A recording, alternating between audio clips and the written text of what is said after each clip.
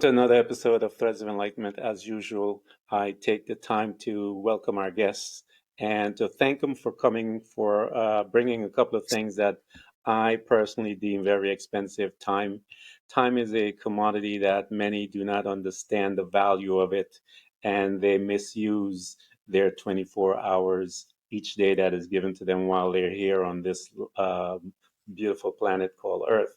The other is your journey. The journey created who you are today, who we are listening to, the wisdom, all of the things that came with your journey, the pain, the beauty, the hurt, the overcoming, all of it. We want to thank you for coming and sharing and allowing us entrance into who you are and how your journey made you the way you are today. Thank you so much, Rahul, for coming to Threads of Enlightenment.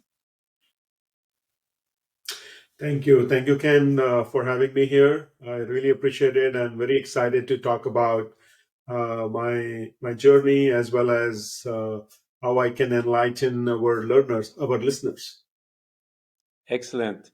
Tell them those things that I always tell people we are creators, Rahul, because we create by the way we process our thoughts, which manifests into habits and all of these things that create what Yep. we express as life. And so I want you to tell them all of those things that you have given birth as a result of your journey. That you are now, because I tell people the ultimate prize that you and I get to enjoy while we're here on this planet is to become servants. And the journey is designed to kind of fine tune us as to who we are. Number two, to make us aware of the gift that is within us, and then that usher into the servanthood. Tell us all those things that you are Correct. utilizing to serve others today. Sure. So, Ken, Rahul is a person who firmly believes where there is a will, there is a way. I am a firm believer of positive mind talk. I believe that our mind is superpower and it has so much power for us to achieve anything and everything that we want. Mhm. It is not question about whether we will do it or not. It is a question about whether we want it or not, because Yeah. everything is possible. And I have been in the corporate world for over 20 years. I'm known for my servant leadership, and my aim is to look out for people who are in need, who are in support. I would want to Mhm. invest my time with people who are really serious about their life. I just don't want to invest time with people who just want to spend time with me. But it's the Yeah. other way around. I want to spend time with people who really are serious, who really Yeah. want to make things happen, make a better and happier place for themselves and their loved ones. And Yeah. as you No. mentioned about Great. creating things, Go sorry, ahead. go ahead. Go ahead. Go ahead. For Yeah, creating things. Creation. My loveliest creation has been my couple of books that I've written. Ken, Hmm. number one is Be Action Oriented, and the second book of mine, which is actually I just ordered the proof copies. Just came on my table yesterday. Yeah. Habits for Miracles. They are the Congratulations. best. Thank you. They are the best creators for me, and the creation of self. How do we Yes. create inner self is what makes us different, Yeah. and that is what this book is talking about, Ken. How you change your inner self, how you create the better human being, uh, Yeah. rather than someone who is just after success, who is after fame, who is after money. All those things Yeah. will come, but let's be a better human being. Yeah. I agree with you. I think that is the ultimate assignment, if you will, that each and every one of us have to complete within that classroom called life. Is how do we become a better human being? Or how do we recognize these tools that will help us to get to that? What is a better human being? And all of these different things. And I think is as we become in tune with ourselves, that I think that is the very first assignment as we begin to get in tune with ourselves. I got to learn to how to love me first, Raul, to be honest with you. Mhm. I can't love you until I love me first. I've got to go through and I have to learn to forgive myself. I have to learn how to be empathetic with myself. I got to learn all these things before I can really truly practice it and release it to you. But if I don't know anything about it, I can't do it. So I tell people, majority of people are lying to you when they say they love you. I ask them, do you love you? That's the more important thing. Mhm. So talk to us about your life, because I always tell people that we are formed initially within the framework by which we, number one, are dwelling. The first space that we stop, Raul, is our family unit. This is the whereby we have these folks that we call parents now are going to begin to impart whatever trauma they have, whatever pain they have, whatever wisdom they have, all of those things. They will begin to deposit some of those things into us that will form you and I. What was your family unit like?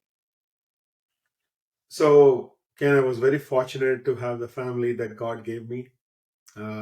Whatever Nice. I am today is with the blessing of my mother, father, my siblings. Hmm. My father provided all the basic education, put me to the right coaching, right classes, that allowed me to know who am I. The Hmm. independence. I was in boarding school for almost 5 years. That allowed me to live life independently, live life with Yeah. people who I never knew before. So, with God's grace, we had a very supportive family.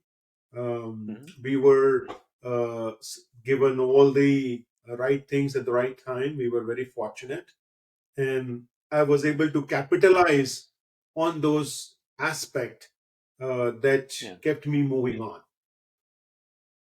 So, with this um, uh, beautiful setting that was afforded by your family, and you were given all of these things, talk to us as to how did you receive all of those things that were given to you?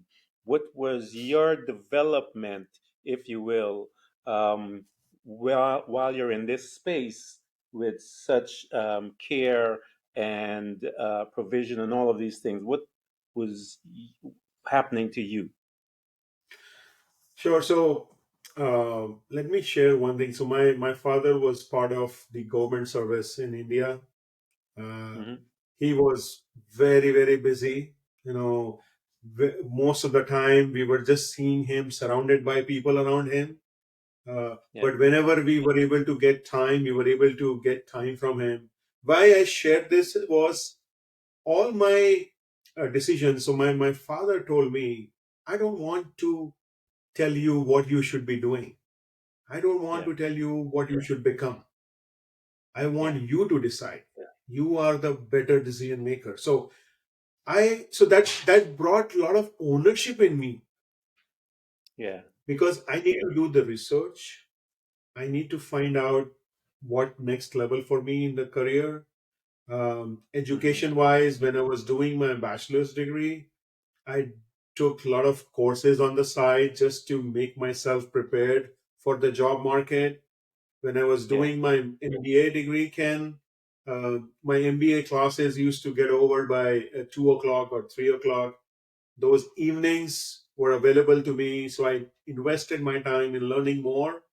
2 years of my MBA, both the years I took different courses in the evening so that Yeah. I can prepare myself for the job market, for the to help others, to help the community members. And with that said, I chose my specialization in the human resources.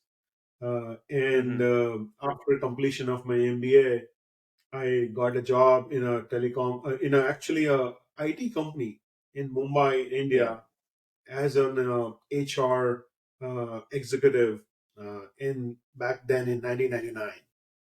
Yeah. I got a couple of questions for you, but I want to stop here for a minute.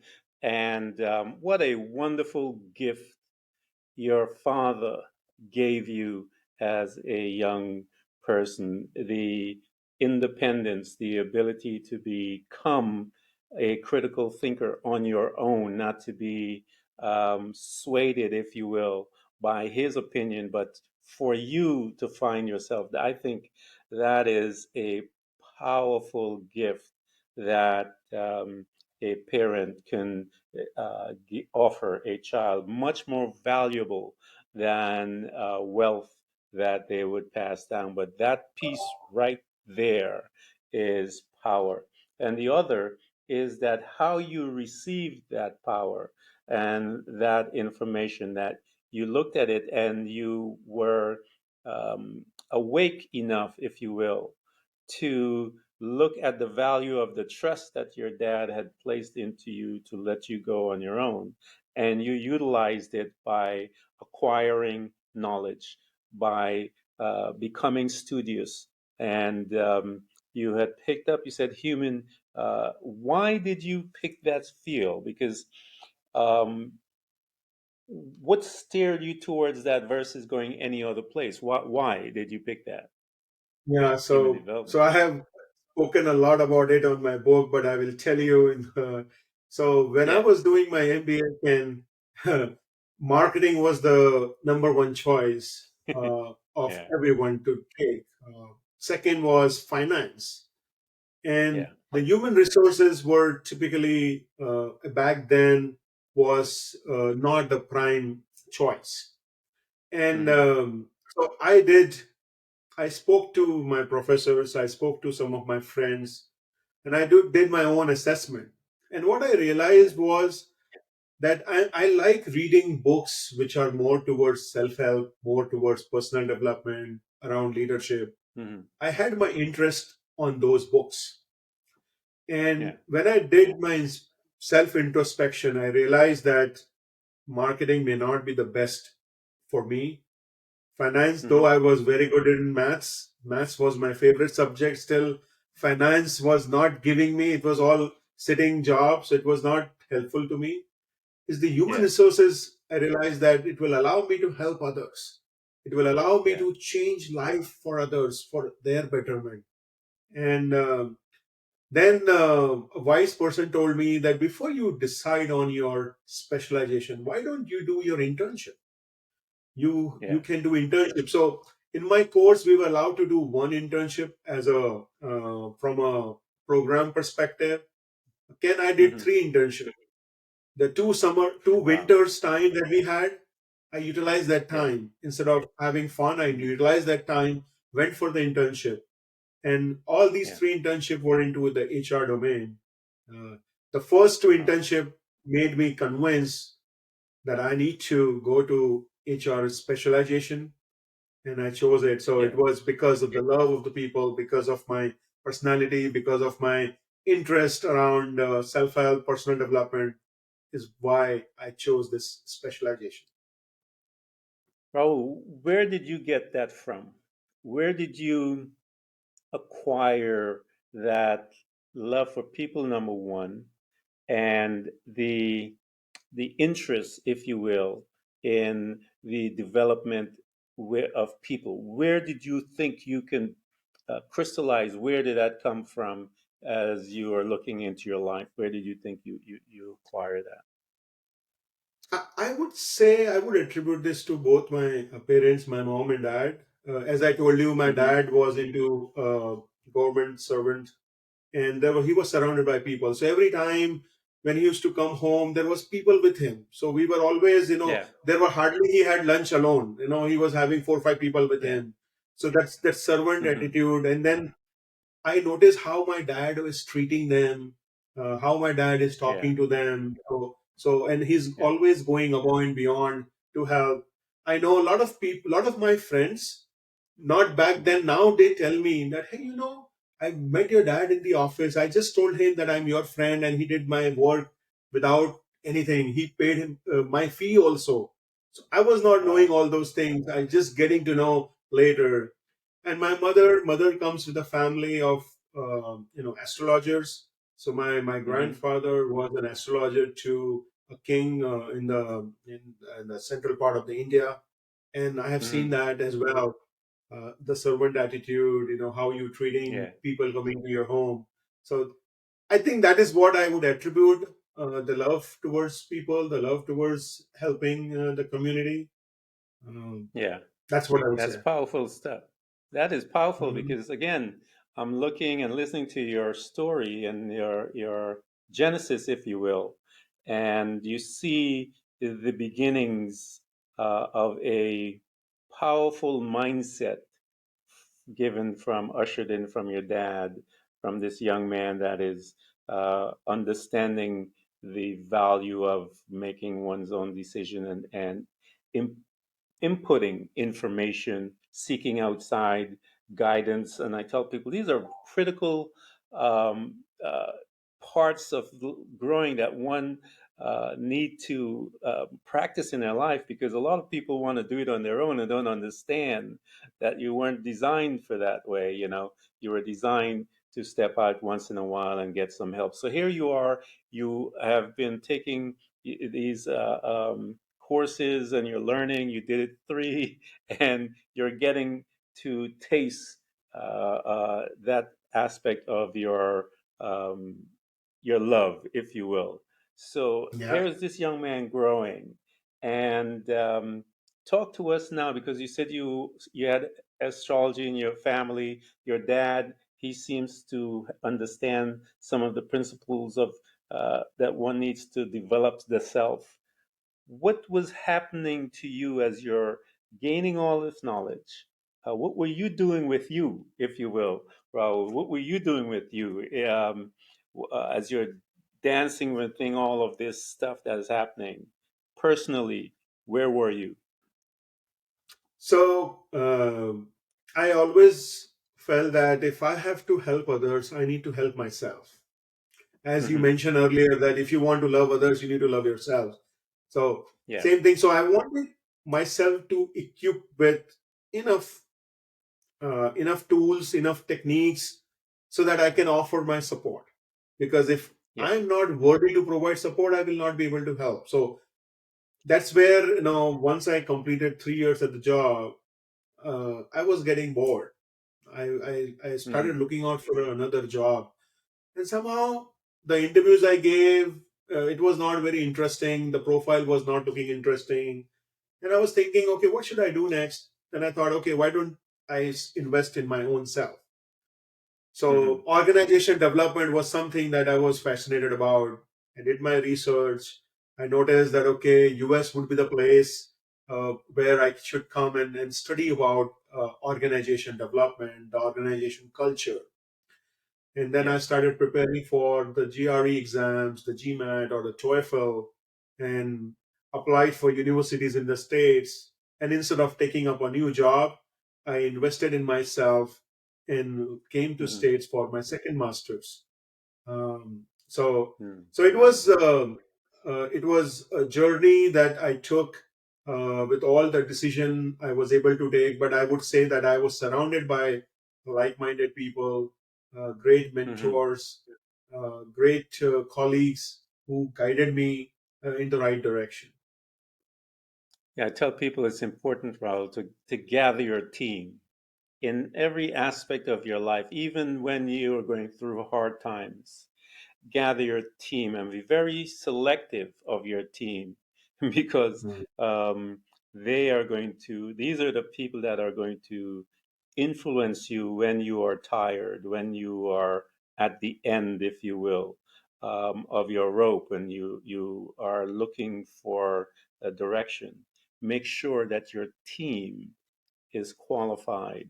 And it's very important that part of living. Even after I surround myself with people that I trust, that I know that will tell me the truth in love in every Mhm. situation, and that's what I want to hear. I don't want them to pat me and stroke me and whatever, but to tell me the truth, even if it is an encouraging truth. It is the truth, and when it is something that I need to deal with, I want that too, because what is my purpose here on this life is to grow, and to grow, they're going to have to touch some sensitive spots, if you will, if you know what I'm talking about, that will cause you Yeah. to lose your mind. So here you are, Hmm. you realize that the States is it. You up, you did your studies, your team said you're on the right track. You got into the States. Talk to us as to what's happening. It's a new environment, new places, new people, new culture. What was going on to you, with you as you are now assimilating within the differences of belief system? So I was very excited throughout my flight. It was almost 24 hours flight. I landed in Hmm. Detroit. It was closer to my school, which was in Bowling Green State University in Ohio. Yeah. My first day, I don't know what I ate in the flight. I had stomach ache or stomach bug. Yeah. For the Hmm. first 3 days, it was very challenging, and I was thinking that did I make the right decision coming here? I mean, that stomach bug. Why is there a sign somewhere? Is I don't have to come, or maybe am I doing good with my family? All those thoughts keep on coming. But then I sort of thought that how proud my family was, my parents were when I was flying, when they came to see me off at Mumbai airport. Hmm. They had hope from me. Now I can't Yeah. let them down. So this Yeah. stomach bug, stomach ache is just one of the things. And Yeah. I had a very strong mindset at what I want to do here. I want to establish myself. I want to learn. I want to see how I can improve my communication skills, public speaking skills, organization Yeah. knowledge. And I was determined to do that. Uh, I didn't have the scholarship can in the first semester, so I took a loan before I came to from India. My father offered me his help, but I said no. I want to do it on my own. Yeah. But Yeah. he had to co-sign my loan application, so he was the co-signer. I Yeah. took the loan, and with God's grace, I kept on looking for internship or for the graduate assistantship, as we call it in our grad school. And Yeah. I was able to get it in my last 3 semesters for 3 semesters. This one semester I had to pay from my pocket, but I was able to get it. Yeah. And I fell in love with the country for a reason is the openness. Yeah. It was very unusual for me in India that you are walking on the street and people are saying hi to you. Yeah. Uh, we don't even talk. There are so many people. And out here, you are going on a morning walk. You are going on, uh, uh, outside, and then you people are saying, "Hey, how are you? Hi," and it was a very good Yeah. Yeah. feeling. It was a feel good factor. Yeah. So I like that environment. I like the nature. It was completely different than from where I was coming.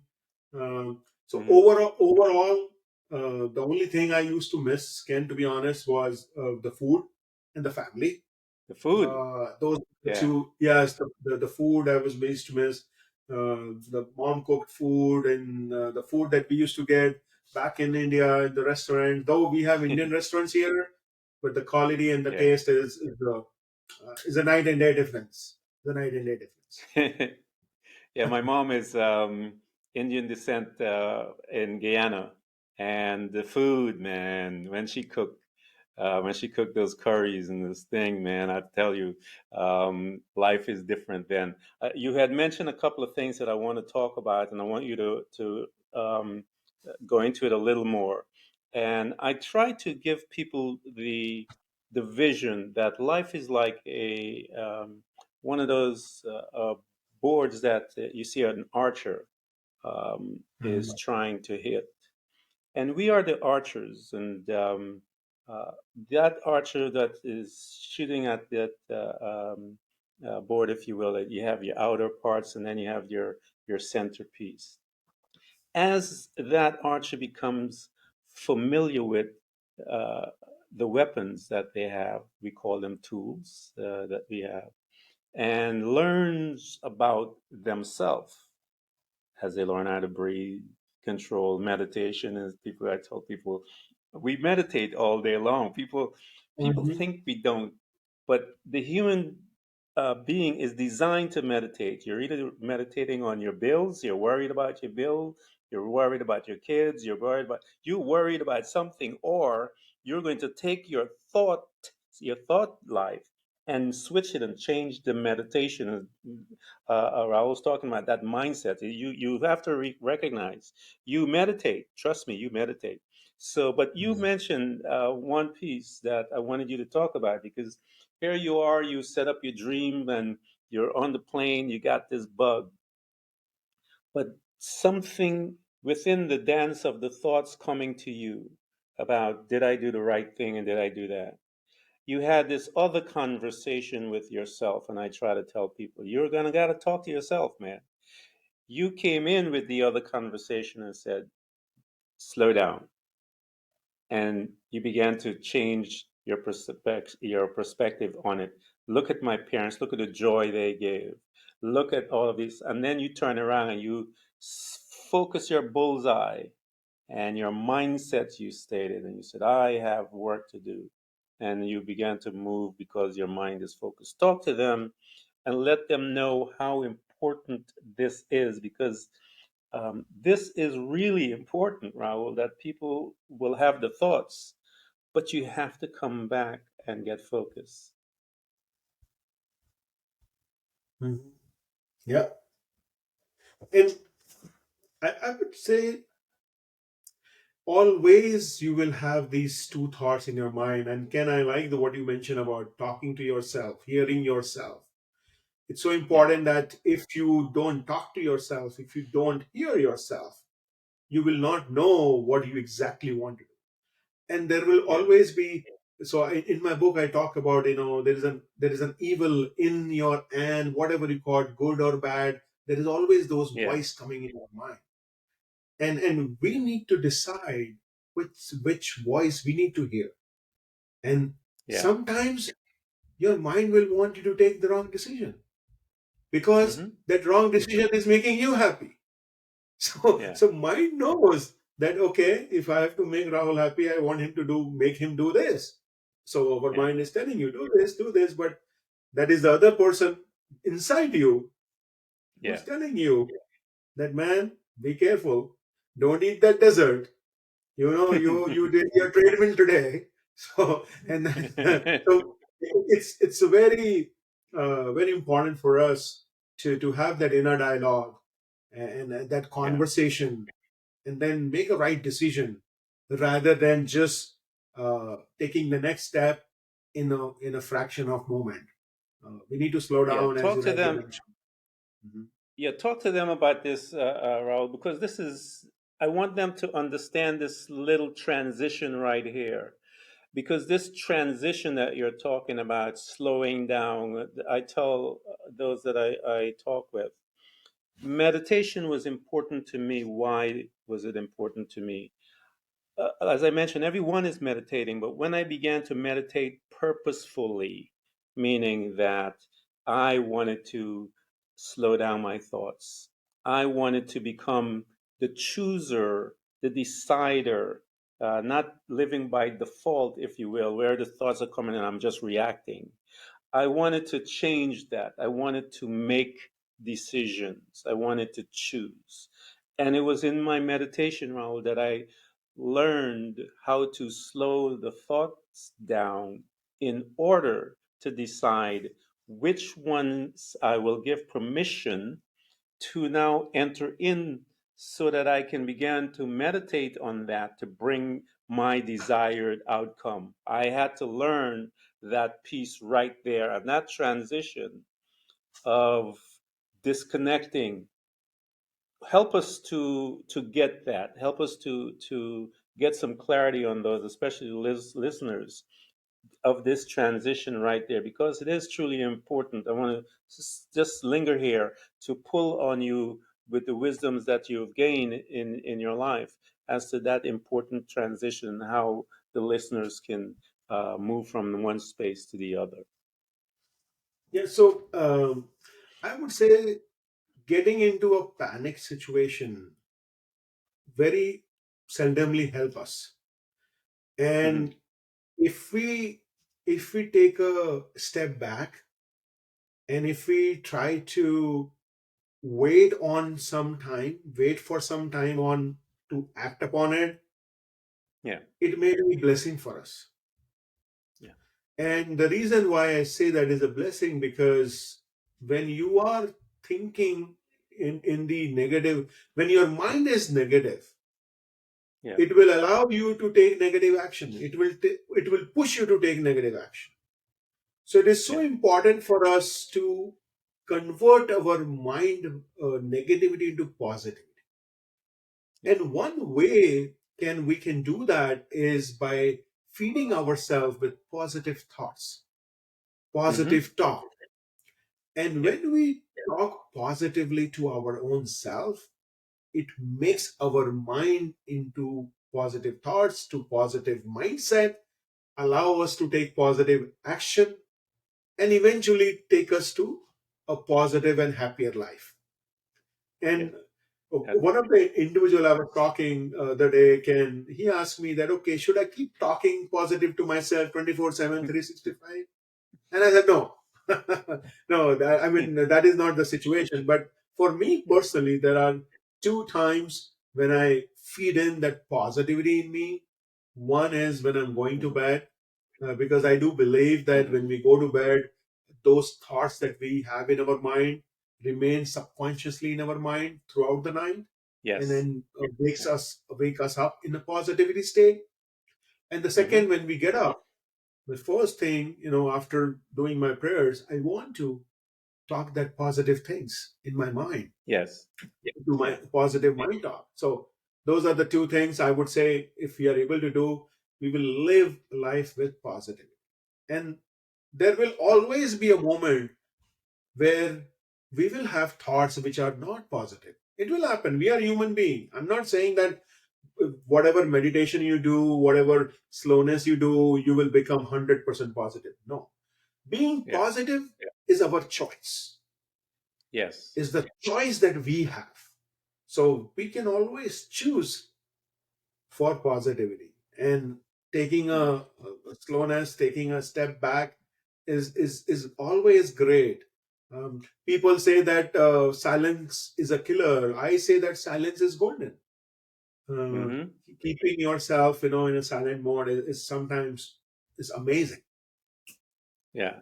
I think those that are saying that, Doc, are those that are programmed to say that. They don't understand the value of silence and the power that is there because they're afraid of it. Because when you're in that space of silence, guess who you're seeing? You're seeing yourself. And a lot of people don't want to see themselves because their thoughts and what's inside their inner being begins to come out. And I love your practice because I do the very same thing. At night, I would mutter or meditate on what I wanted to begin to deposit in my spirit. I would lay down, put myself in my state, as they say, and I would begin to mutter the things that I want to, whatever I'm bringing to the forefront of my life, to bring to manifestation, if you will. Why am I doing that? I'm doing that because I'm making a deposit, and because when I get up in the morning, I find myself confessing the very same thing. And so I'm planting my seed, and then in the morning, I'm simply watering it as I begin my day in my meditation, and uh, Mhm. it will bear fruit. So here you are, Doc. You have gaining everything. You came to the States, you're in love, you're loving this place, everything is nice, and you're getting your school, your education. How did you begin to navigate towards becoming an author? How did that conversation, but first, let's go back a little. You were in the corporate world. You are in the corporate world, and now how did you begin to utilize those tools that you started to gain the wisdom and that you were learning and studying for all those years? How did you begin to utilize those tools to educate those that were around you as a human resource? I mean, person, Yeah, and you have people coming at you all day long with all kinds of issues and stuff like that. How did you begin correct. to help those? So, So this is another thing I'm sharing, which I learned after 5 6 years. So when I started my corporate journey in the US, I Hmm. joined as a recruiter. It was an individual contributor role, and my Yeah, job was to provide jobs to other people. So that yeah. was my job, and it was such a feel good factor when you are able to contribute in bringing home, bringing food to their dinner table, bringing Yeah, yeah. happiness to their lives. So it was amazing. Eventually, I was moved into a role where I was leading team, leading people, Hmm. and then I started utilizing all my tools. And one thing I realized, that what is working with one individual in my team will not work with Hmm. other, because Yeah. all these people are different.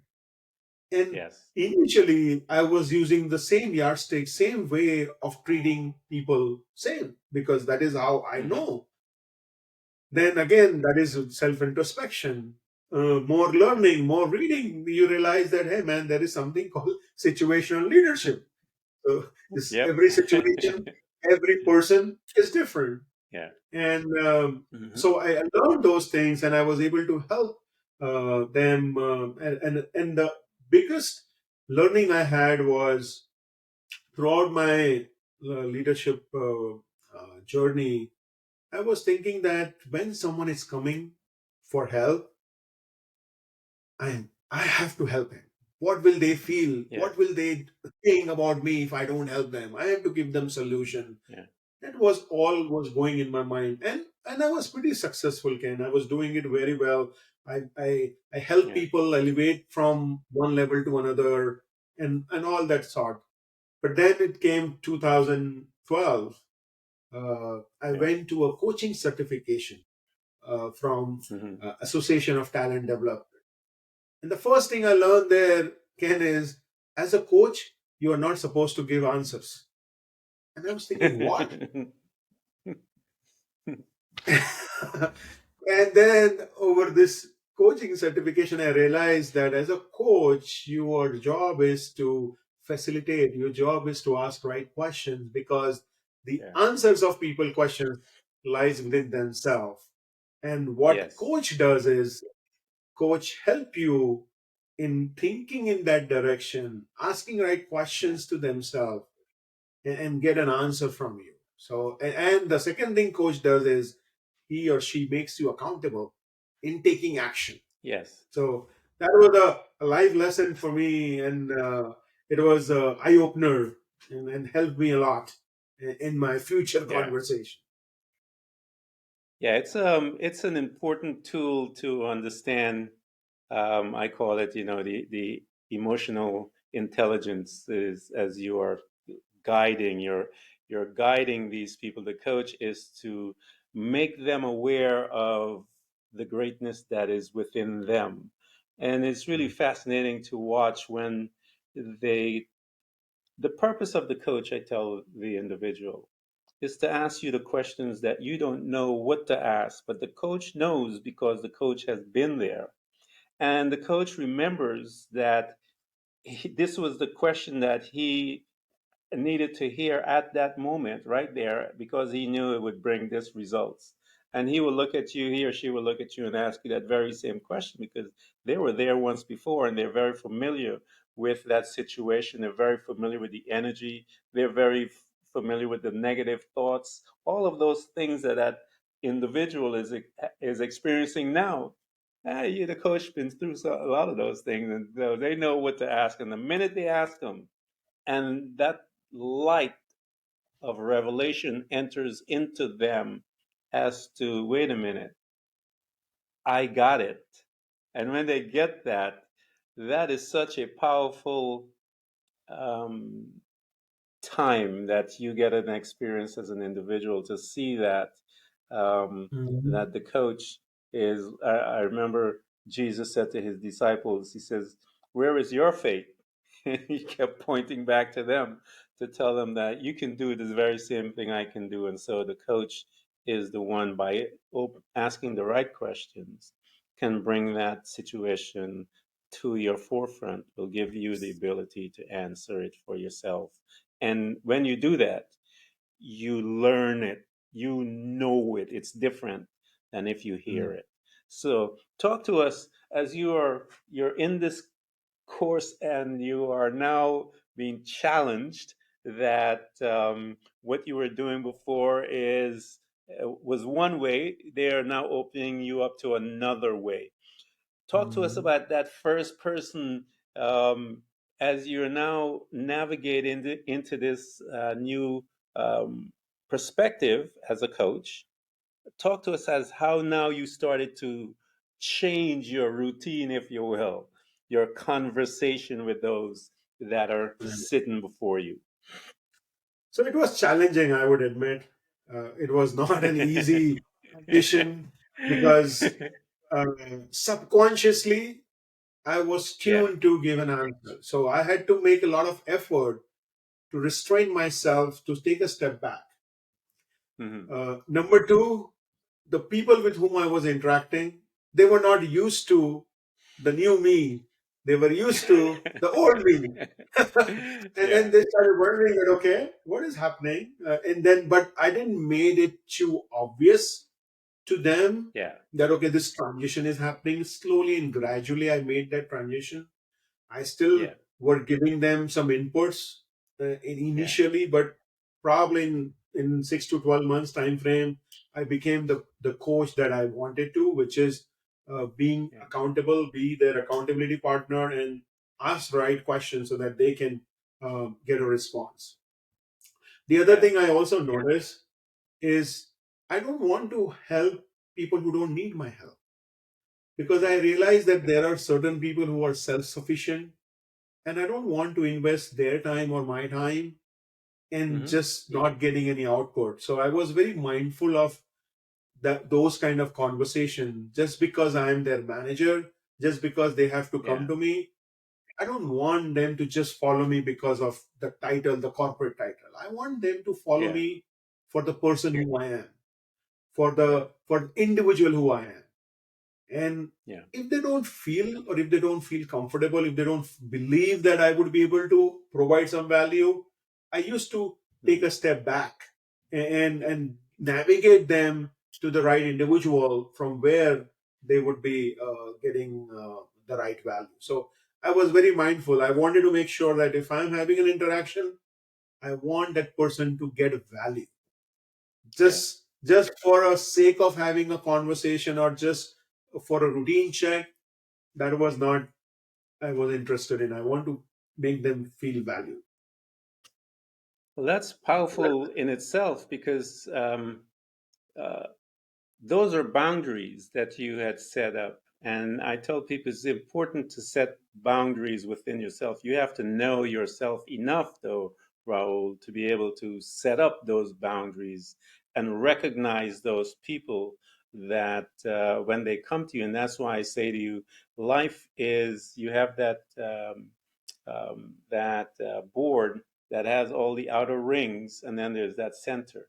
As one Mm. becomes more familiar with the self, you know, by setting those boundaries within yourself, because you know that you will expend your energy to with someone that is not going to be receptive of it. There's no need then for you to do that. You can guide them to the correct person. So you're making the switch.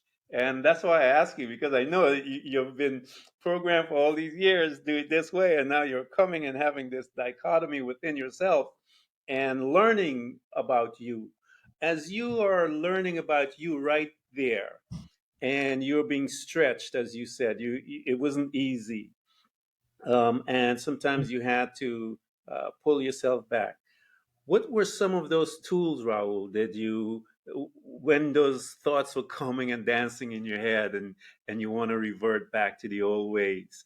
What were some of those conversations and the tools that you brought into your space to help you to relax and slow down? Yeah. So I think one of the difficult tasks was to manage my subconscious mind. And Hmm. for that, that positive talk or before the coaching session used to start, like how we offer prayers So I was not offering prayer, but I Yeah. was doing a self-talk that, okay, this is what how your Yeah. conversation should go. You would be tempted to give a response. You need to take a step back. So it was preparing my mind for that conversation Yeah. was something was very, very important. Number two, I would say was knowing that you investing time in asking those questions, Hmm. because asking question isn't an art. It is just Yeah. not that you ask any question. So I also invested in learning about what how to ask those great questions. I Yeah. read a couple of books. I spoke to a lot of people. So I tuned myself to become a Yeah. coach who is slowly and steadily becoming an expert in asking Yeah. those why, what, where, how kind of questions. So Yeah. those were the things that definitely helped me. The third thing I would say is silence, because Yeah. when you are a coach, you are tempted to talk more. And I said, Yeah. no, man, I don't want to. I want my person who is coming to help for help to ask Yeah. to talk more. So Yeah. probably positive mind talk, investing in myself, in learning Yeah. about how to ask the question, and third is remaining silent when people are talking. Those were the things I helped me.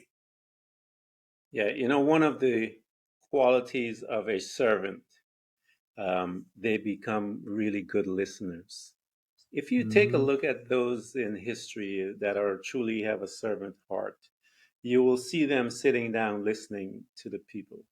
And it always fascinated me. And as I began to get deeper and learn more about me, and wanting that desire to serve as it increase, I find myself listening to the needs of someone because that's what you're interested in, their growth, their expansion, if you will. So here you are, you're learning, you're applying the tools for yourself to make the transition from one mindset to the other. And now you are looking at writing books. How did that Hmm. happen, Rahul? How did that, from where you are, you're in corporate America, you are helping people, doing all this stuff, and all of a sudden you what became a coach, and you're going to say, I want to be an author. Talk to us Yeah, about so that transition.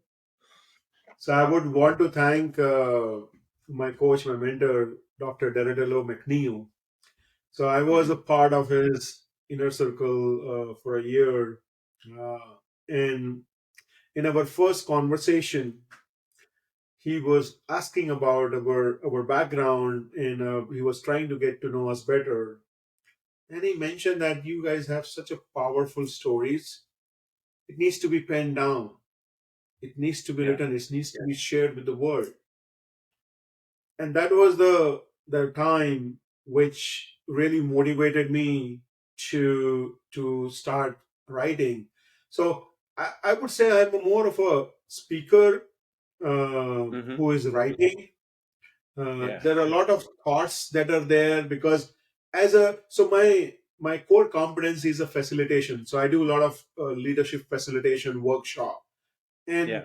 for that I have to talk. I have to, and I just don't want to talk about what people are saying outside the world. I want to talk about the things and how it matters to that individual, because in a corporate world the Yeah. internal dynamics also plays a vital role. So I have to internalize the content for the team that I'm coaching, or for the team I'm doing the Yeah. workshop. So those things were always happening. It's just I never started to pen down. And now when it just struck me when my coach motivated me, excuse me, Hmm. I put a deadline to myself that by December 2022, Hmm. excuse me, my first book has to be out. And it Wow. happened. It happened. I made it happen. That is awesome. That is, your determination all through your journey. Um, and that's what one of the things I had to stop and reminded you when you're on the plane, you got sick, you landed, and it was that determination that got you back focused. Yeah. You use your determination all through. The determination caused you to acquire knowledge, reading and reading, making the adjustments, looking at the acquiring more knowledge, acquiring tools, acquiring. And I tell people, I have this little statement that I tell people. Um, you have to find your statement of faith. And I say this why? Because it is what you believe. That statement, that conversation that you have with yourself. You had that conversation as to become an author. By this day, I must have this done. That statement of faith means that you believe that thing more than anything else. And then you will take your corresponding actions necessary to bring that to pass. But you have to have one thing with yourself. You have to have this relationship with yourself where you trust yourself to get this and that you will move to get it done because you have to believe in yourself. And so here you are, Doc. You decided to finish this book. Now, how did you begin? Because and those that are listening to us, I've always said this to everyone: buy these my guess their books. I mean, buy the author's books. I want you guys to buy it, give it to friends and family members as gifts. The reason why I tell them is that when you buy a book with an author, you're getting private time with them. You are absolutely in your most receptive state when you are alone reading those words. Those words are life. They have the capability of leaping off of those pages, dropping into you, and changing your destiny, changing your trajectory as to the mindset. And once that is changed, it will change and create an outcome. And I want you guys to remember, I'm going to provide all those things for you to get his books. And I want you to get into his program. He's a coach.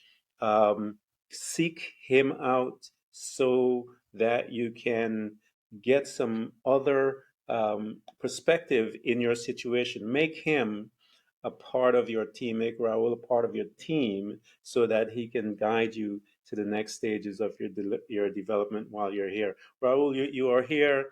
You said to yourself, you got to write this book. Talk to me about that journey because that's not an easy journey. You got to now discipline. You have to kick in all kinds of stuff to bring that to pass, the time and date that Absolutely. you had given to yourself. Talk to me about that. Absolutely. So, in this 20 years, I have I have done interviews, I have done training, I've managed team, I've managed, build high performing teams.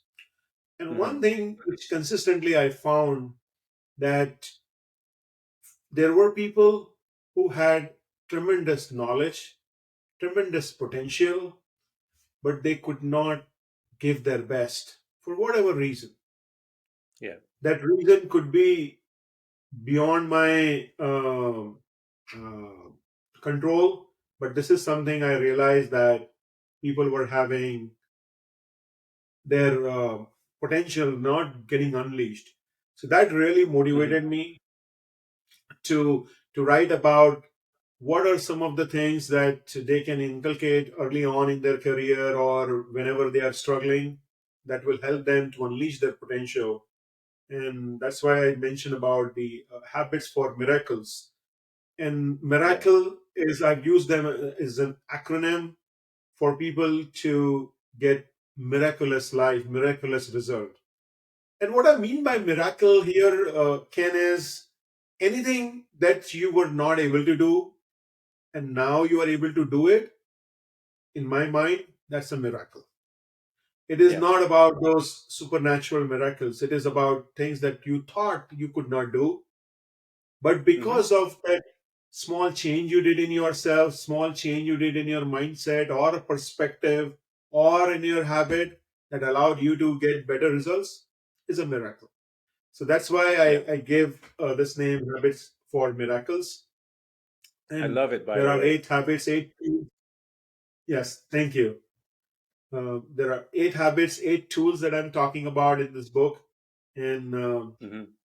each habit is its own itself. I mean, it's not that people have to imbibe all the 8 habits.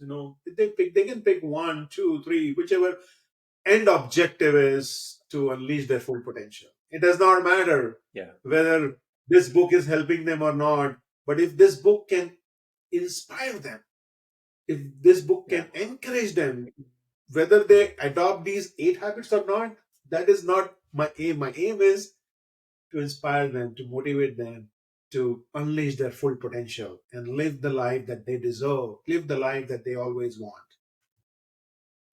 Yeah, it will change not just their life, it will change those that are in their sphere, meaning your family, your friends, because you're going to want to give that knowledge away. You don't want to become a hoarder, if you will.